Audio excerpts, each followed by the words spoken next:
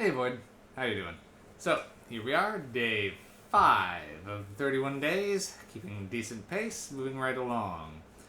Okay, so mostly I've been trying to watch movies that I particularly liked, but there's also a few on here that I just haven't seen for a while, and either I've just been curious enough to see again, or remembered liking fine enough.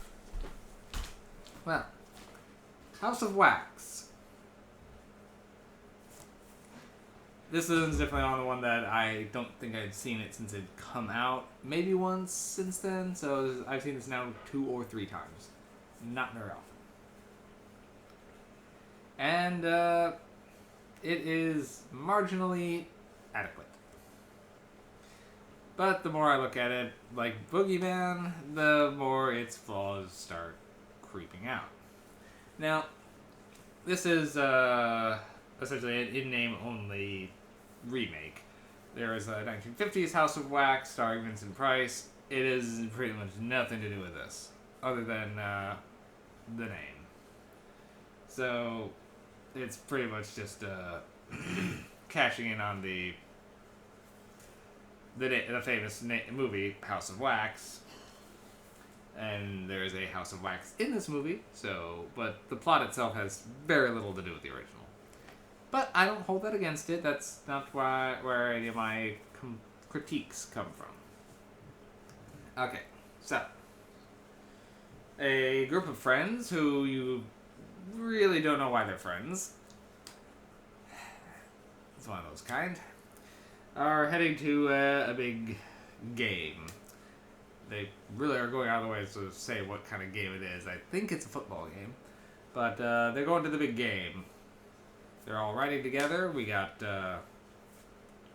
our final girl, Carly, her twin deviant brother, who's bailed out of jail to come with them. We have Carly's boyfriend, played by Jared. Then Jared, I always botch his last name unless I'm looking at it. Jared and Padalecki. I don't know why I can never keep his last name in my head. Padalecki. So, we've got those three. We've got the token black member of the cast who's dating Carly's best friend, Paige, who's played by Paris Hilton. And, sure. And then we got we have Dalton, who's just Dalton. He's the guy who has a crush on the main girl, but he's just kind of fucking around and kind of a yes man to her brother. Her brother, like I said, just got out of prison, so he's the evil twin. So, they go out, they take a detour that will hopefully get them a little bit closer, but, well, the detour washes out, so they have to go and camp in the middle of the woods.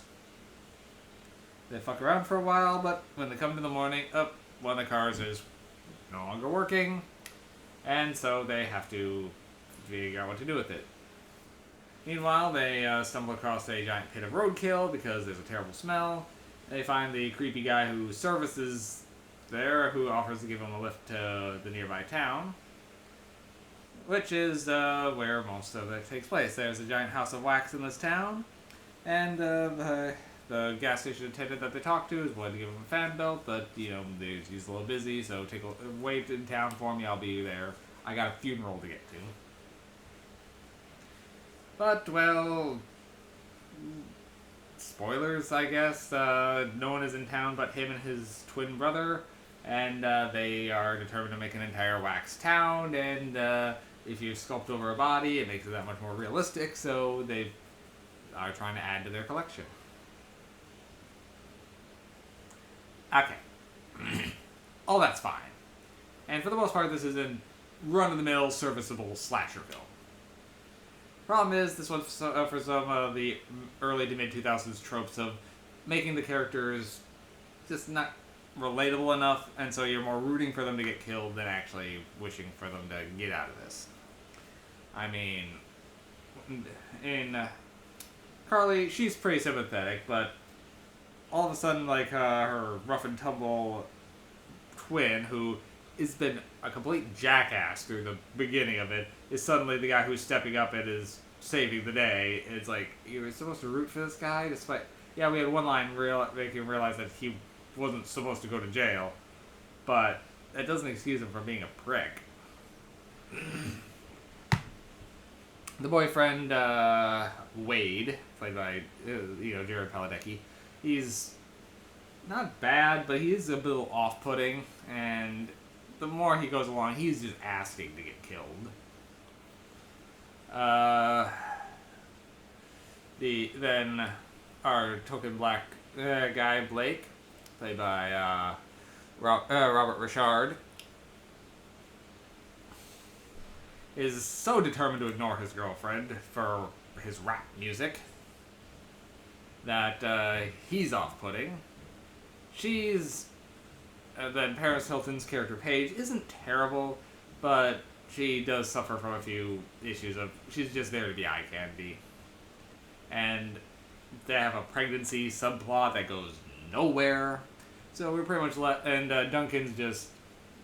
They try to make him a little sympathetic, but he's too much of a dingus. So the only person you're really rooting for is Carly.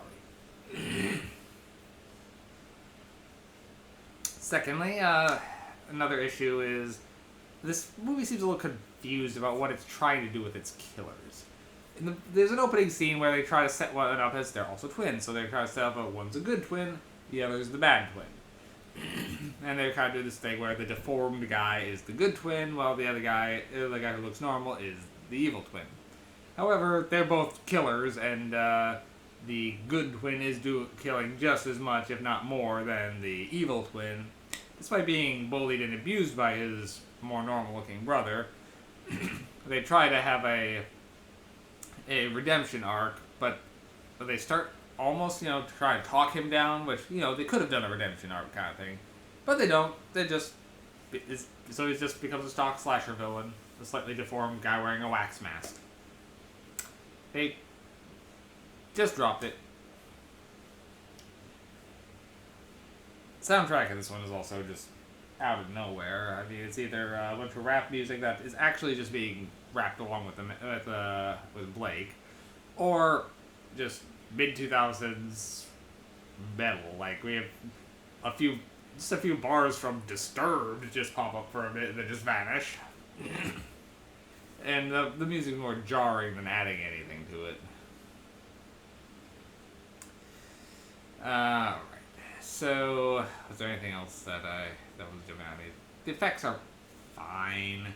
There's nothing really that stand out. There are some cool concepts, like when one of the characters gets pretty much waxified, they show him still conscious and trapped in the wax, which is a very effective scene.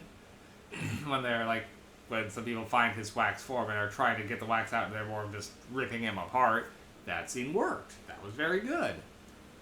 And also the whole town being like this, it adds something. But between the stock killers, and an unlikable cast, it really keeps this one from being anything but. I will say the climax when they're in a house of wax that is melting down is pretty well done too. But it's too little too late to save it from its own cast. Well, the cast is fine, but they're just given direction to be off-putting, and it's one of those kind of slashers. So, I'm giving House of Wax 4 MacGuffins, best I can do on this one. When I picked it up, I was prepared to go into 5, but the flaws became too glaring, so 4 MacGuffins, take it or leave it. See you soon, Void.